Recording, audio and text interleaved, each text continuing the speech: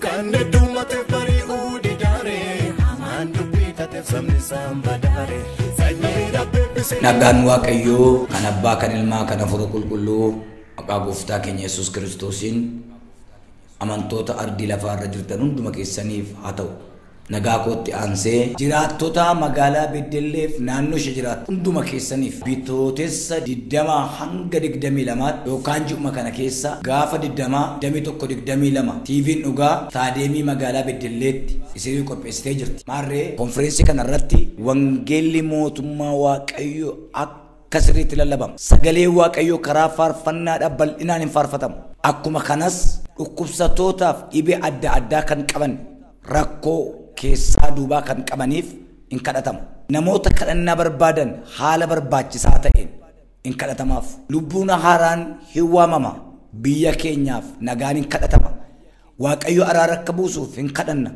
Bakka sanarratti kadhachuudhaaf nagaa barbaaduudhaaf biyyi kun nagaa akka taatuuf argamtanii hirmaattuu akka taatan isin waamneera. Waamicha kanarratti ani Paaster Ambaa Dabalaa faarfattuu Bilisee Karrasaa akkasumas Raajii Alamaayyoo nu wajjin sagantaa isaa irratti hirmaatu. An obboleessa keessan Raajii Alamaayyoo Mitikkuun jedhama. Deessaadhaaf abbaa mul'ataa waldaa kiristaanaa Burqaan Banneddunyaa magaalaa Beddelleeti. Taadeemii magaalaa Beddellee irratti godina Buunnoo Beddellee jala kan jirtan aanaan Deeggaa, Daabuun, Daaboo, Gachii, Dambii irra kan jirtan naannaa kanallee kan jirtan Iluu Abbaa Boorirraa, Jimmaarraa, Arjoo, Laqamte irra kan jirtan argamtanii hirmaattuu eebba kana akka taatan jaalala Waaqayyootiin isin beeksifna. Shalom.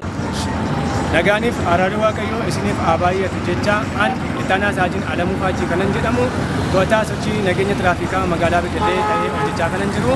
Waldaan kiristaanaa Burqaan Bannee addunyaa magaalaa Beddellee konferensii afuuraa qopheeffattee waan jirtuuf namoonni irratti argamtan keessummoonni irratti argamtan sochii nageenya tiraafikaa tokko sodaa yaaddoo nageenyaa tokko malee hundumti keessan irratti akka isin argamtanuu fi sagantaan kun akka inni xumuramu jalqabee akka inni xumuramu nuti isin bukkee kan dhaabbanne ta'uu keenya.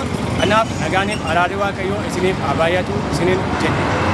Maqaan koo Raajii Zirnabbee jedhama. Koree kaawunsilii magaalaa Beddellee irraa waldaan Burqaan Bannee konfiraansii bal'aa fawwisiisaa qopheessitee gaafa bitootessa 22 hundumaa xumurtee jirti.